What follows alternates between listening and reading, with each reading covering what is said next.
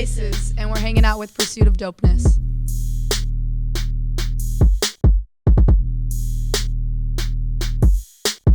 Yeah, we're here with the Aces. Hello. Right? Band out of Utah. Yes. How would you describe, like, we're from Chicago, you know, we listen to music from all over the world, but we don't really, besides the Killers, I think, there's not, no, that's Las Vegas actually. Close, Yeah, but like we don't really know too many acts from out that way. Like, how would you describe the Utah scene? Well, I think like in our like Provo scene, it's very much indie rock, especially a little bit earlier. It was very much that way. And like, but great bands like Neon Trees have come out of Utah. The Used have come out of Utah. Also Imagine Dragons are partially Utah, Vegas, but yeah, we have a great scene in Provo, and we've had venues that have helped us play and given us places to play and build a fan base. But yeah, a lot of great acts have come out of Utah. Cool. Some of your music is very reminiscent of like dance music from the past. What are some of those inspirations? Well, me and Crystal, we're sisters, and we were always raised listening to like Michael Jackson and Whitney Houston, Earth, Wind and Fire, just like these bands that have these big like pop sort of melodies, also like a big, 80s influence. So I think that's definitely where a lot of the inspiration for our sound comes from. Yeah, but it's kind of like, I feel like our music is dancey, but then there's like a lot of guitars and there's a lot of like live drums and funky bass, and I feel like it's because all of our influences are different.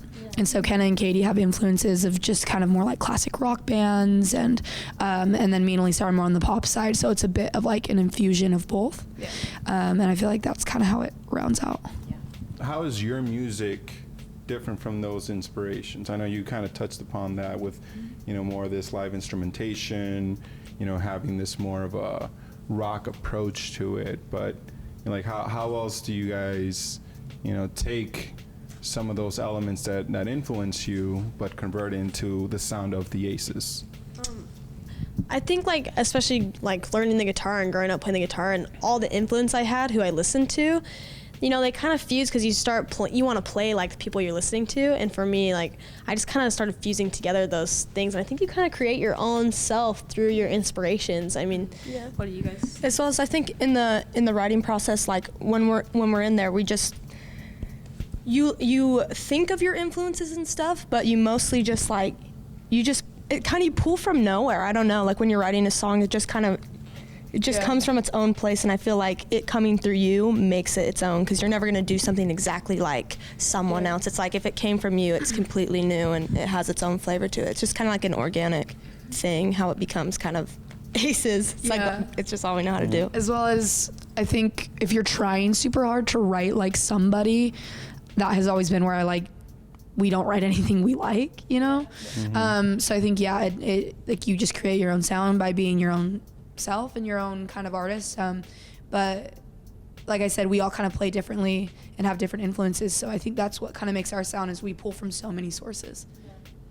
I think too, like we played a lot rockier, like because we've been a band for like 10 years, so we were playing for a while just like really kind of like rock songs, and it was like super fun. And I think we kind of felt like, because we were a girl band, we couldn't be, like we all love pop music too and like dance music, and we felt like maybe we couldn't like be like that because it's kind of expected. But then there was a time where we just like allowed ourselves to like, and that's like where Stuck came from. We allowed ourselves to kind of like write the way that we wanted to, and then it kind of like blended with that like rock past that we have like live with like guitars and all of the live instruments. So pretty good. Yeah, and actually the follow-up was very much on a point that you made about being a girl band. Yeah.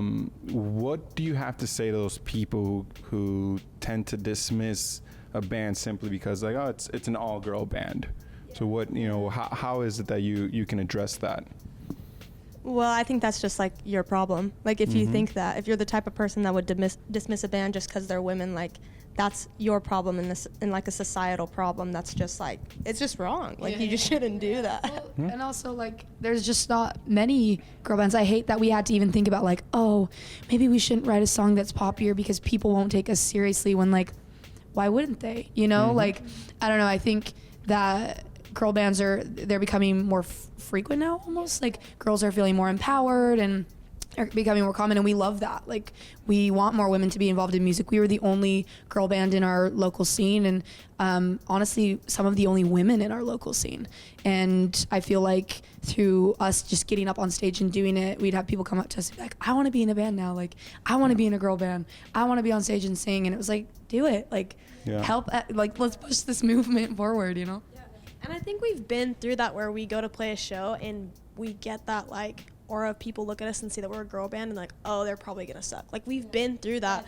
People just dismiss us right off the bat, and it's always like so fun to, like, after we play, we change everyone's mind. And I hope that through us and through like, we just want to encourage girls to play and everybody's mindsets to change, because it's just I guess the best way to address it is just through, like, action, right? Like, to address, like, oh, you think girl bands aren't good? Well, I mean, Well, let us play.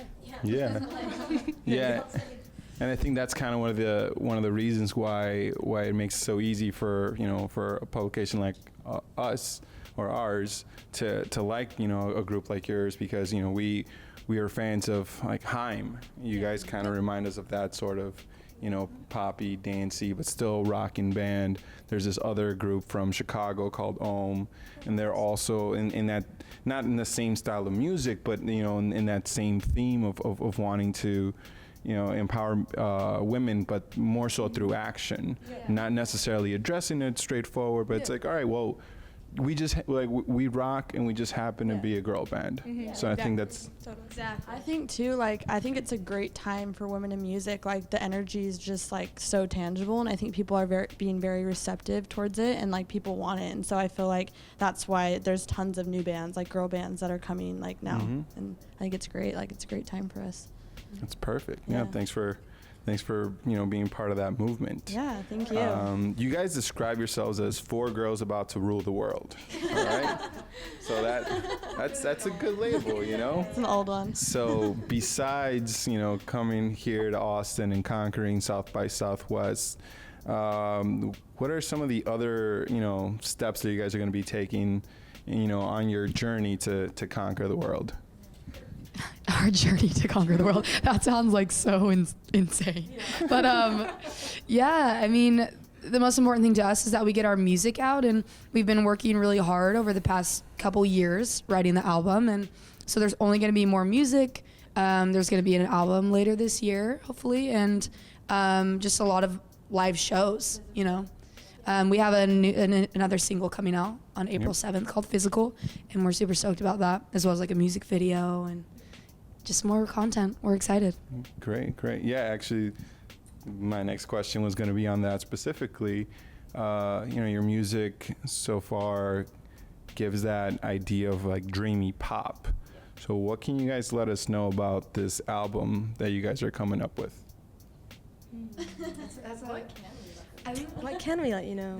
What is available to the public? There's, like, so many flavors on the album, just because we've been writing it for quite some time, and we have a big array of songs we're picking from, and we only want to put forward, like, our most favorite, best songs that really showcase who we are as people and as artists. And I think there's going to be a little bit of something for everybody on the album, and lots of different moods, but it will be aces.